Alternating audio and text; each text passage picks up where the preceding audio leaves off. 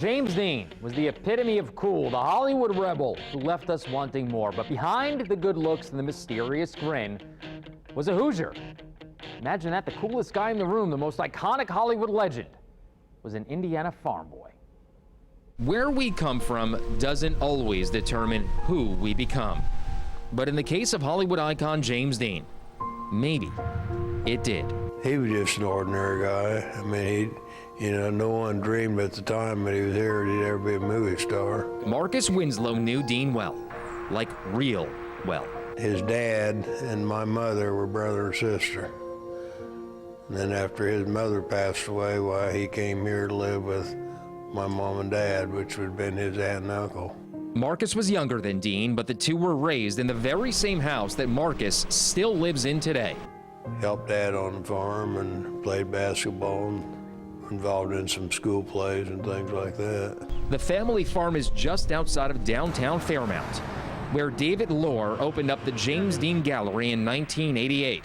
Well, I had this huge James Dean collection. I had been living in New York and moved out here, and this big old house was available, and we set up the exhibit, and it's been 31 years now. Over 400,000 people have come through the front door. People from all over the country. Oklahoma, Indiana, Michigan, Pennsylvania, Wisconsin, Florida. People from all over the place. Are you still surprised that after all these years, people still come? Not really surprised. He just stays popular. I mean, we get a lot of young kids, a lot of teenage girls that are still crazy about him. And Taylor Swift did a song about him not long ago, and all these young girls are coming in because of that. And the Jonas Brothers just did a song where they mention him, so he's constantly turning up in pop culture. September 30th, 1955, California. That's the day that James Dean tragically died in a car accident.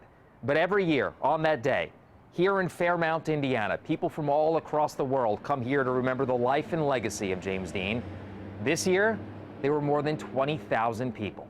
All year, we work together to organize it.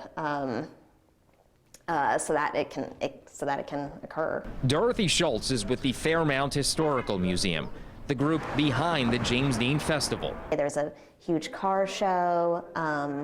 There's a James Dean look-alike contest. There's a lasso contest, which takes place because of his role in Giant as Jet Rink. There's a wonderful parade that goes right out here. And no, it's just a great time. I mean, thousands of people come from all over the world just to pay tribute to him. Many of them also visit his gravesite, where flowers from this year's festival and remnants of lipstick still remain.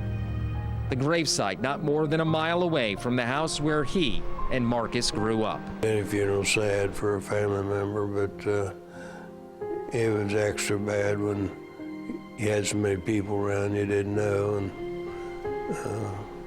it's never let up, really. It's never let up, really, he says. That's amazing. After all these years, James Dean's still so popular, right?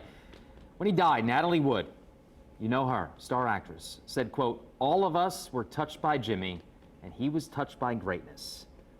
And according to the folks there in that town, maybe she was right.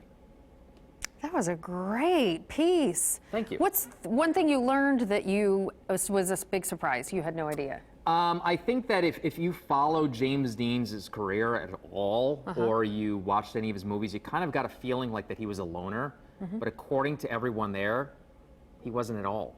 Like, he was like a real Indiana guy. Like you said, a good old boy. Good old boy, right. I like it. He wasn't brooding, he wasn't depressed or anything like his characters were in the movies. He was a good dude. Very cool. Yeah, I liked it. It was fun. Yeah, that's interesting.